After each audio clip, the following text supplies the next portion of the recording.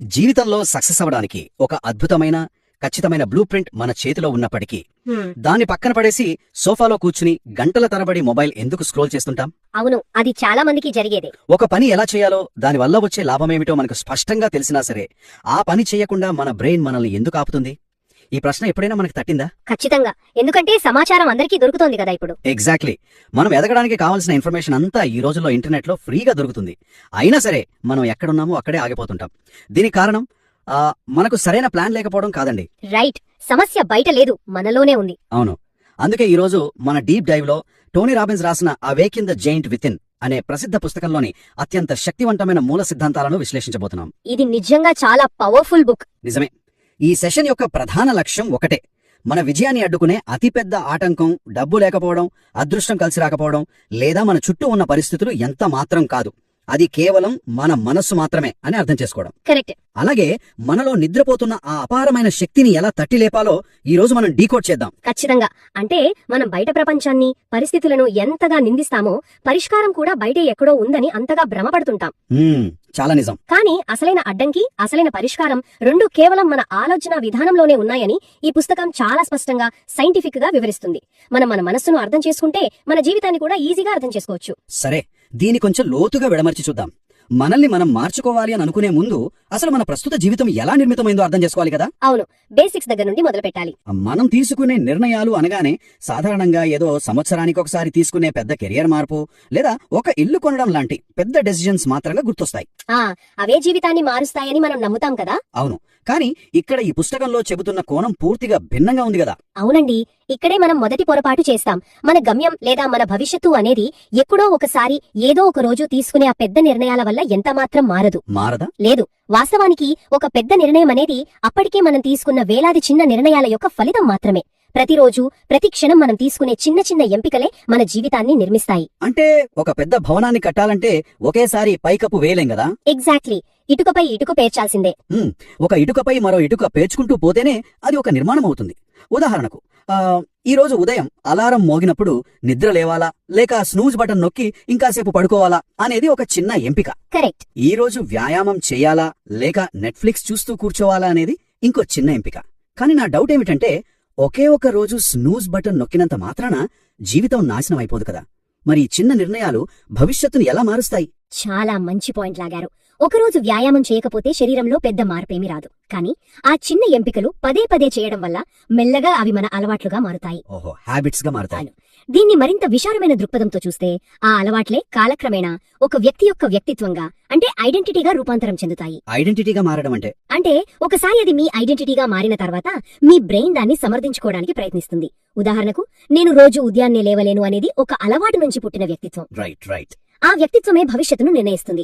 మనం ఏ నిర్ణయాలు పదే పదే తీసుకుంటున్నామో అవే మన భవిష్యత్తుగా మారతాయి. ఇది వినడానికి చాలా లాజికల్ గా ఉంది, కానీ ఇక్కడ నాకు ఒక ప్రాక్టికల్ సందేహం ఉంది. అడగండి. ఏదైనా కొత్త పని, ముఖ్యంగా కొంచెం కష్టమైన పని మొదలు పెట్టడానికి ఒక మంచి మూడ్ లేదా మోటివేషన్ కోసం ఎదురుచూడటం అనేది మానవ సహజం కదా. అవును, అందరూ చేసేదే. ఈ రోజు నాకెందుకో ఆ ఫీలింగ్ రావట్లేదు, రేపు చేద్దాంలే అనుకోవడం ప్రతి ఒక్కరికి జరిగేదే కదా. మోటివేషన్ వస్తే తప్ప పనులు మొదలు పెట్టడానికి మనసు అంగీకరించదు. మరి అలాంటప్పుడు ఈ సరైన చిన్న చిన్న నిర్ణయాలను రోజు ఎలా తీసుకోగలం? ఇక్కడే సాధారణ వ్యక్తులకు, విజేతలకు మధ్య ఉన్న అతిపెద్ద వ్యత్యాసం బయటపడుతుంది. చాలా మంది ఏదైనా పని చేయడానికి మోటివేషన్ ఎప్పుడొస్తుందా అని ఎదురుచూస్తుంటారు. అవును. కానీ నిజం ఏమిటంటే, మోటివేషన్ అనేది ఒక భావోద్వేగం లాంటిది, ఒక ఎమోషన్.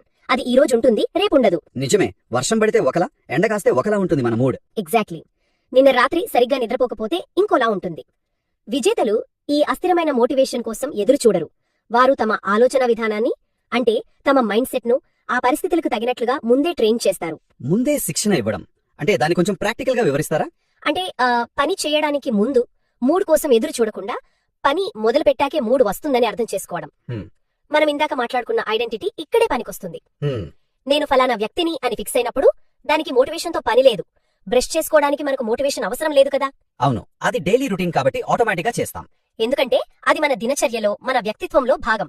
అలాగే కష్టమైన పనులను కూడా మన వ్యక్తిత్వంలో భాగంగా మార్చుకునేలా మనస్సును ట్రైన్ చేయాలి. ఓకే, మోటివేషన్ కోసం ఎదురు చూడకూడదు. మన రోజువారీ చిన్న నిర్ణయాలే మన భవిష్యత్తుని నిర్మిస్తాయి. చాలా స్పష్టంగా ఉంది.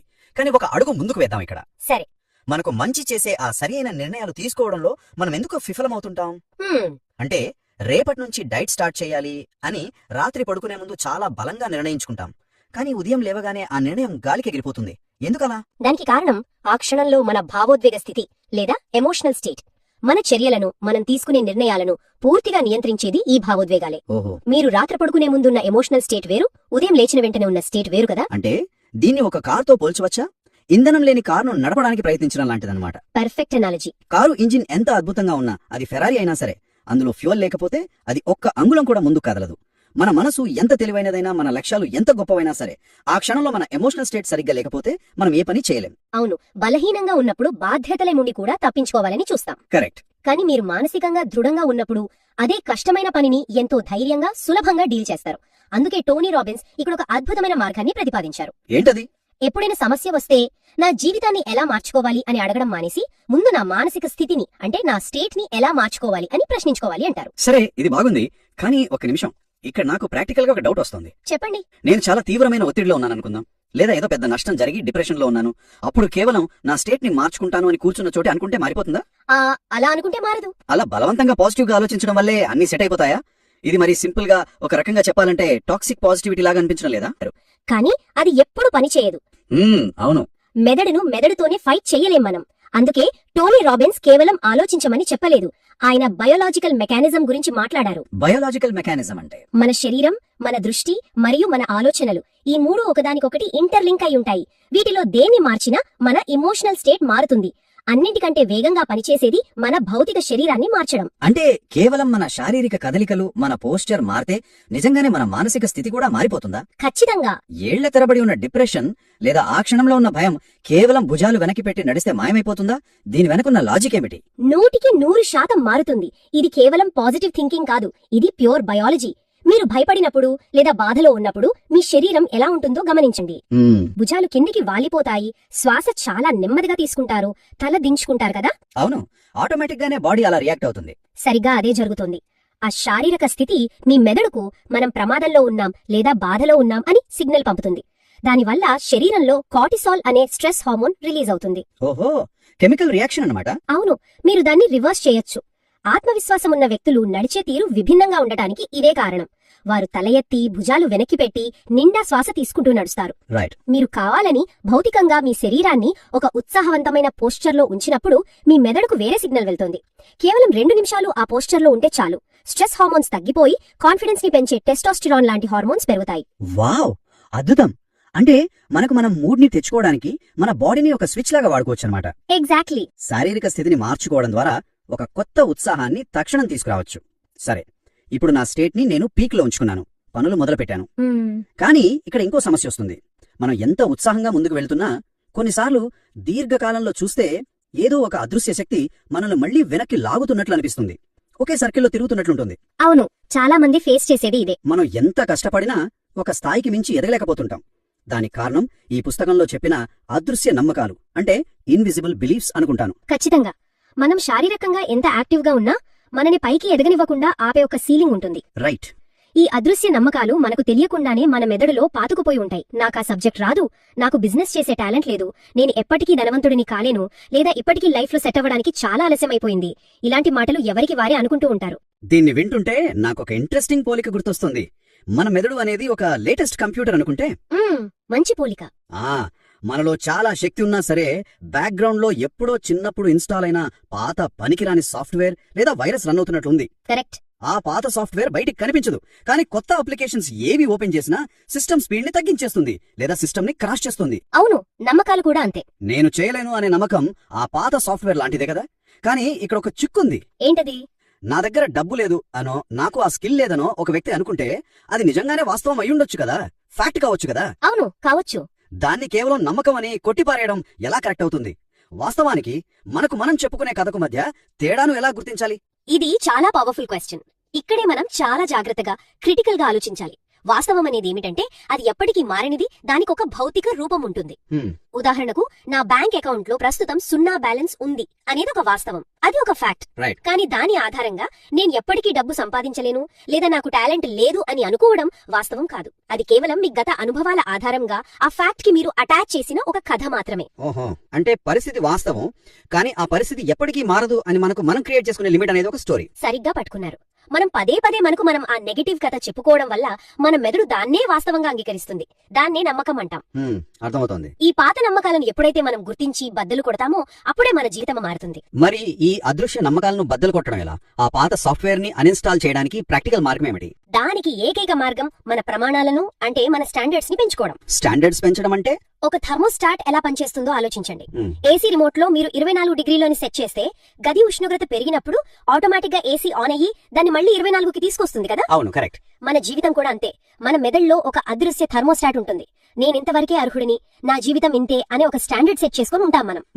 మనం ఆ స్టాండర్డ్ కి పడిపోయినప్పుడల్లా మన బ్రెయిన్ అలర్ట్ అవుతుంది. అందుకే మనం ఆ ప్రమాణాలను పెంచాలి. అంటే ఆ థర్మోస్టాట్ సెట్టింగ్ మార్చాలి. ఎగ్జాక్ట్లీ. నాకు ఇది చాలు అనే స్థాయి నుండి నేను ఇంతకంటే ఉన్నతమైన దానికి అర్హుడిని అని మీరు ఎప్పుడైతే డిసైడ్ అవుతారో ఆ కొత్త ప్రమాణాలకు తగినట్లుగా మీ చర్యలు వాటంతటవే మెరుగుపడతాయి. భలే, మన ప్రమాణాలు పెరిగితే మన మెదడు దానికి తగ్గట్టుగా కొత్త దారులు వెతుకుతుంది. చాలా అద్భుతంగా ఉంది. అవును. అయితే ఈ పాత నమ్మకాలను చెరిపేసి కొత్త ప్రమాణాలను నిర్మించుకునే క్రమంలో ఇంకొక పెద్ద ఆటంకం వస్తుంది. అసలు మనుషులమైన మనం ఒక పనిని ఎందుకు చేస్తాం, ఇంకో పనిని ఎందుకు వాయిదా వేస్తాం? ఒక మంచి పని మనకు అవసరమని తెలిసినా దాన్ని ఎందుకు పక్కన పెడతాం? దీని వెనక ఉన్న అసలైన కోడ్ ఏమిటో తెలుసుకోవటం చాలా ముఖ్యం అనిపిస్తోంది. అవునండి. ఆ కోడ్ అర్థం చేసుకోకుండా మనం ఎంత ప్రయత్నించినా మళ్ళీ పాత అలవాట్లకే వెళ్ళిపోతాం. రైట్. మానవ ప్రవర్తన వెనుక ఉన్న అసలైన ఇంజిన్ ప్రధానంగా కేవలం 2 అంశాలచే నియంత్రించబడుతుంది. అవి నొప్పి మరియు ఆనందం. Pain and pleasure. Pain and pleasure. Okay. మనిషి మెదడు వేల సంవత్సరాలుగా డిజైన్ చేయబడిన విధానం ఏమిటంటే అది ఎప్పుడూ నొప్పి లేదా కష్టం నుండి దూరంగా పారిపోవడానికి చూస్తోంది. అలాగే ఆనందం లేదా సుఖం వైపుగా పరుగెత్తడానికి ప్రయత్నిస్తోంది. మన ప్రవర్తనంతా ఈ రెండింటి చుట్టూనే ఉంటుంది. ఓకే. దీన్ని బట్టి చూస్తుంటే మనం మన స్వంత జీవశాస్త్ర వ్యవస్థను, అనగా మన బయోలాజికల్ రివార్డ్ సిస్టమ్ ని మనమే ఎలా హ్యాక్ చేస్తున్నామో ఇక్కడ అర్థమవుతోంది. అవును. ఉదాహరణకు జంక్ ఫుడ్ తినటం, వ్యాయామం చేయడం తీసుకుందాం. రేపు పొద్దున్నే లేచి వ్యాయామం చేయడాన్ని మన మెదడు ఒక నొప్పిగా లేదా కష్టంగా భావిస్తుంది కదా. అవును, కష్టమే కదా బాడీకి. అందుకే దాన్ని తప్పించుకోవడానికి 100 సాకులు వెతుకుతోంది. అదే సమయంలో చాక్లెట్ తినటం లేదా నెట్ఫ్లిక్స్ చూడటం అనేది తక్షణం వచ్చే ఆనందం కాబట్టి దానివైపు లాగుతోంది. అంతేనా? ఖచ్చితంగా అదే. మన మెదడు లాంగ్ టర్మ్ లాభాల కంటే షార్ట్ టర్మ్ సర్వైవల్ కి ఎక్కువ ప్రాధాన్యత ఇస్తుంది. వ్యాయామాన్ని నొప్పిగా చూసినంత కాలం మీరు ఏ ట్రిక్ ప్లే చేసినా దాన్ని రోజు కొనసాగించలేరు. ఏదో ఒక రోజు మానేస్తాం. అవును, కానీ ఈ లింక్ ని మీరు రివర్స్ చేయాలి. వ్యాయామం చేయకపోవడం వల్ల భవిష్యత్తులో వచ్చే అనారోగ్యాన్ని అతిపెద్ద నొప్పిగా మీ మెదడుకు అనుసంధానించాలి. మైండ్ ని భయపెట్టాలి. అదే సమయంలో వ్యాయామం చేయడం ద్వారా వచ్చే ఆరోగ్యాన్ని, ఎనర్జీని ఆనందంగా అనుసంధానించాలి.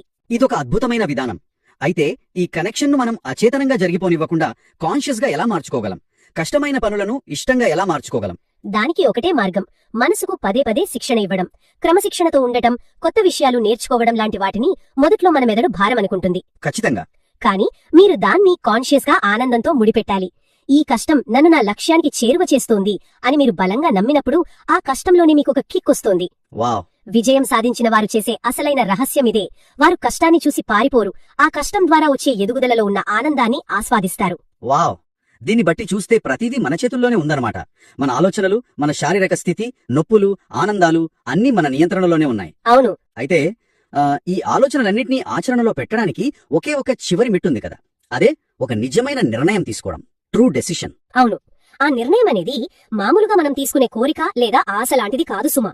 అది ఒక బలమైన తిరుగులేని సంకల్పం. ఇక్కడే నాకు ఇంకో విషయం గుర్తొస్తుంది. చెప్పండి. సాధారణంగా మనం ఏదైనా కష్టమైన పని ముందున్నప్పుడు లేదా ఎవరైనా మనకు ఒక టాస్క్ ఇచ్చినప్పుడు వెంటనే సరే నేను ప్రయత్నిస్తాను అని అంటాం. ఐ విల్ ట్రై అంటాం కదా. అవును, చాలా కామన్ అది. మనం మన జీవితంలో రోజుకు కనీసం 10 సార్లు ఈ పదాన్ని వాడే ఉంటాం. కానీ ఈ పుస్తకం ఉద్దేశంలో ప్రయత్నిస్తాను అని చెప్పడం అసలు నిర్ణయం తీసుకున్నట్లే కాదట. కాదు. నాకైతే ప్రయత్నిస్తాను అని చెప్పడం చాలా సేఫ్ గా అనిపిస్తుంది. ఒకవేళ ఫెయిల్ అయినా సరే నేను ట్రై చేశాను కదా అని సరిపెట్టుకోవచ్చు కదా. మీరు సరిగ్గా ఆ పాయింట్ నే పట్టుకున్నారు. మీరు ఎందుకు దాన్ని సేఫ్ అనుకుంటున్నారో అదే దానిలో ఉన్న అతిపెద్ద ప్రమాదం. అవునా? ఆకు లాంటిది.